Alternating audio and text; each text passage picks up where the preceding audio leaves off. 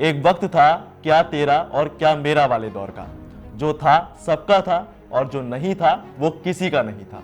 इसीलिए शायद किसी भी चीज या जगह पर हक जमाने की लड़ाई उतनी कभी रही ही नहीं जितनी पिछले कुछ दिनों से हम दुनिया भर में देखते आ रहे हैं। और अब परेशानी हमारे पड़ोसी मुल्क पाकिस्तान को भी होने लगी है। भाई पाकिस्तान ने जूनागढ़ को लेकर पुराना राग अलापना शुरू कर दिया है। पाकिस्तान का कहना है कि भारत ने जूनागढ़ पर अवैध कब्जा किया हुआ है। तो सवाल यह है कि पाकिस्तान की बात में सच्चाई का परसेंटेज कितना है? क्या पाकिस्तान जो कह रहा है वो सच है या वाकई जूनागढ़ भारत में एक पाकिस्तानी शहर है? इन सब बातों के जवाब जानेंगे हम आज के इस वीडियो में। नमस्कार, मेरा नाम है दिव्यांश वर्मा और आप देख रहे हैं वन इंडिया हिंदी। ये कहानी शुरू होती है आजादी के दौर से, जब देश का बंटवारा हुआ और दुनिया को दो नए मुल्कों की सौगात मिली, भारत और पाकिस्तान। तो पहले मैं आपको छोटा सा जिस्ट दे देता हूं कि पाकिस्तान इस शहर को अपना क्यों बताता रहता है। जूनागढ़ गुजरात का एक शहर, यह अपने यहाँ की कला और शिल्प, त्योहार, रीति रिवाज और वास्तुकला के साथ साथ मूंगफली की सबसे बड़ी रिसर्च लैब के लिए जाना जाता है। और इसी शहर के पीछे हाथ धो के पड़ा है पाकिस्तान। 1947 में देश के आजाद होने के बाद 1948 में जनमत संग्रह का हवाला दिया गया, जिसमें क्षेत्र के लोगों ने पाकिस्तान में विलय के खिलाफ मतदान किया था, जिसमें पाकिस्तान को काफी कम वोट मिले और पाकिस्तान की इमेज की धज्जियां उड़ गई। अब इस शहर के नवाब मुस्लिम थे और जनता ज्यादातर हिंदू। बंटवारे के बाद देश में 565 रियासतें बची।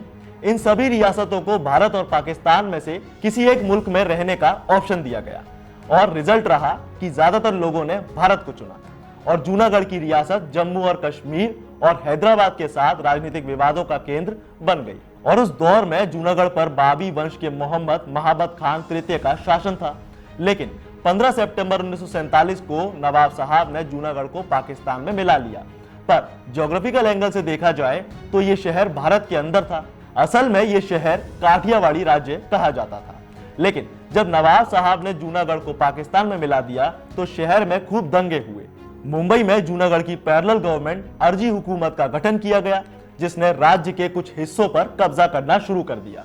पर जल्दी ही भारत सरकार ने नवंबर 1947 में ही जूनागढ़ पर कब्जा कर लिया।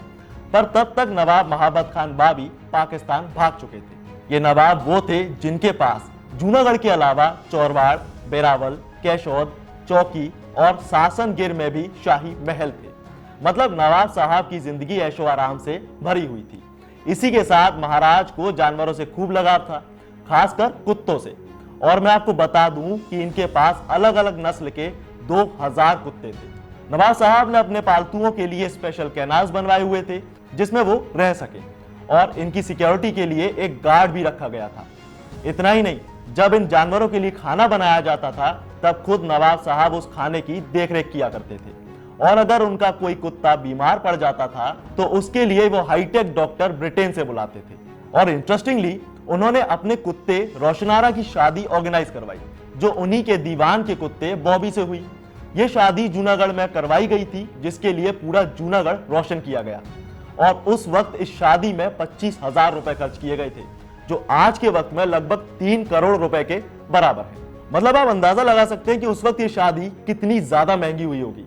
लेकिन अफसोस, जब महाबत खान पाकिस्तान भागे तो वो अपने साथ अपने सभी कुत्तों को तो ले गए, लेकिन गलती से अपनी बीवी और बच्चों को यहीं छोड़ गए। हालांकि इसके बाद जनता का गुस्सा भड़का और तत्कालीन प्रधानमंत्री जवाहरलाल नेहरू ने राज्य के चारों तरफ सेना तैनात कर दी। और जैसा कि मैंने आपको बताया कि भारत ने 11 नवंबर 1947 में जूनागढ़ पर अपना राज जमाया और 1948 में जनमत संग्रह की मदद से औपचारिक तौर पर सौराष्ट्र में शामिल कर लिया गया और महाबत खान तृतीय की पूरी जिंदगी पाकिस्तान में बीत गई। और कराची में फातिमा जिन्ना रोड पर जूनागढ़ हाउस बनवाने के कुछ सालों बाद नवंबर 1959 में उनकी मृत्यु हो गई।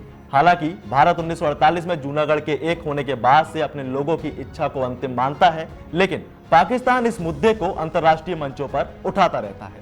लेकिन भारत और भारतीयों का कहना है कि जूनागढ़ भारत का हिस्सा था, है और रहेगा, और यह पाकिस्तान का हिस्सा कभी नहीं हो सकता।